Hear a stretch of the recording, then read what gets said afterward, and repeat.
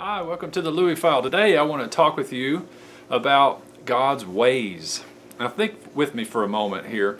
The children of Israel were slaves in Egypt for 430 years. So several generations had lived, died, others been born and died. 430 years is a long time. So when the time came for Moses to lead them out of Egypt, and he brought them to Mount Sinai and God gave the law to them, they really didn't know who he was. They didn't know who God was. So the time Moses had spent in the wilderness, I think he really got to know who God was. So God was being represented by Moses to the children of Israel, and he gave the law. Well, he did this so that the children of Israel might come to know his ways, because he was going to lead them across the wilderness into a promised land that he was going to let them live in, dwell in. Well, this journey with Moses leading and with the commandments being given was meant to prepare these people to enter into the land and live properly there, so that God could trust them there and that God could prosper them there, and that they would know how to behave. Look with me for a second here in Deuteronomy chapter 8. The whole chapter is describing what I just told you. I want to just read a few verses. Deuteronomy 8, starting in verse 1. I'm going to read the first two verses. Deuteronomy 8, 1 and 2. It says, "All the commandments that I am commanding you today, you shall be careful to do, that you may live and multiply, and go in and possess the land which the Lord swore to give to your forefathers. You shall remember all the way which the Lord your God has led you in the wilderness these 40 years, that he might humble you, testing you, to know what was in your heart, whether you would keep his commandments or not." And he goes on to say, he humbled you. He let him go hungry. He humbled you and let you be hungry and fed you with manna that you didn't know. And he kept your clothes from wearing out and your feet didn't swell. See, he's saying to them and to us that God's trying to reveal himself to them and teach them to trust him. And then Deuteronomy 8, verse 16, he says a similar thing again. "In the wilderness he fed you manna, which your fathers did not know, that he might humble you, and that he might test you to do good for you in the end. Otherwise you may say in your heart, my power and the strength of my hand made me this wealth." So God's trying to reveal himself to the children of Israel, and he does this by providing miraculous food day after day, and he provides. Their feet didn't swell, their clothes didn't wear out. He even protected them from many of the enemies, most of the enemies along the way, because he didn't want them to become discouraged. All right, so he's preparing these people that have come out of bondage in Egypt and slavery and the mindset and the environment and culture of idol worship. He's wanting them to come into his land and know how to operate and live in it properly. All right, so if you jump ahead into Psalm 103, we have a little verse. Psalm 103 verse 7, it says, "God, he made known his ways to Moses, his acts to the sons of Israel," or his deeds.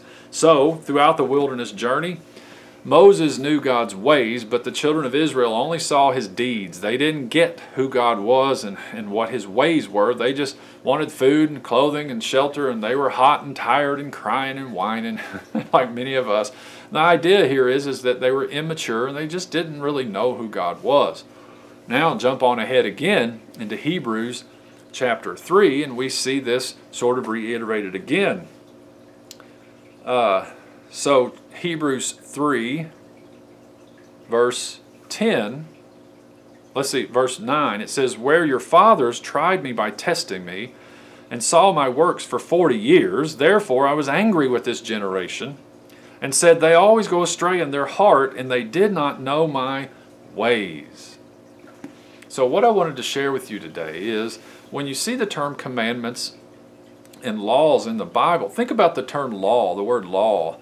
The word law sometimes could be defined as the way something works.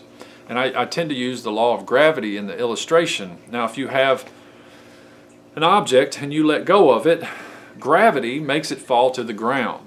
And you will see that happens 10 out of 10 times, 100 out of 100 times. That's where people observing this said, that's a law. See, gravity is what drops the object, but the law of gravity is defining for us how gravity works. So when you see commandments and laws given by God to his people, what it's really saying to us is God is revealing to them how he operates, what his ways are. Well, when you start to really get a hold of this, it starts to make a whole lot more sense. And it's not really about us trying to perform up to a standard to make ourselves like God.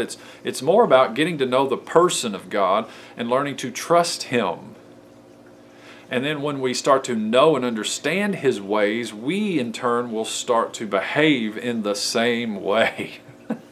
Because his spirit moves into us.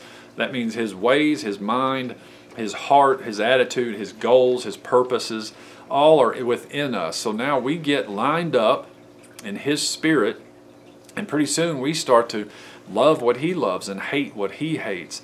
And we start to respect our environment and the things in our environment. You know, the children of Israel were crying and complaining, wanting to go back to Egypt because they didn't really know God. They just really didn't get it.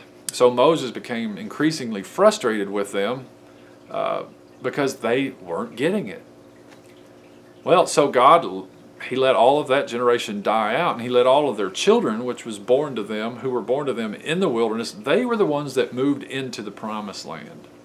They didn't have all that slave mentality that Egypt had in it to remove. So God started with this new generation that started in a really rough environment, and he brought them into a place of blessing. And guess what? Of course, we know eventually there was rebellions and there was disobediences. But what I'm getting at here is these people were appreciative, at least on the onset. And this is why Jesus taught that prostitutes and drunkards are rushing into the kingdom. And the religious-minded, the people that thought they deserved it, see that? They thought they deserved it, were blocking the way. They don't really know God's ways. If they did, they would have stepped out of the way and let others come through, and they would have, in fact, come through themselves. So, anyway, what I wanted to share with you today is these people, just like a lot of us, don't know God's ways. Therefore, we are not really going to learn or not really going to walk in the blessing he has promised us of his Spirit. We have to walk in his Spirit and walk by faith, not by sight. And then the love and the joy and the peace and the patience, the kindness and the gentleness and the goodness, all of that describes who God is, will flow in and out of our lives to others. That's our promised land in the spiritual sense, I think. All right. Thanks for watching. I will talk to you next time on the Louie File.